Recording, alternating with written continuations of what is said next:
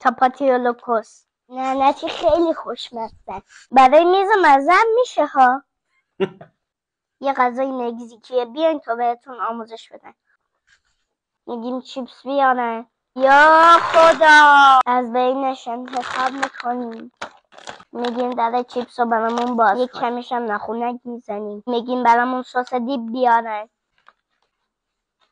یک کمی هم گوشت بیف، همون چرخی خودمون. آره. یک کمی هم بیکن گوشت میخواین. ایکی چیه؟ باید سرخش کن. اما ای که داغه، بذار یک کم حداقل یخ بشه.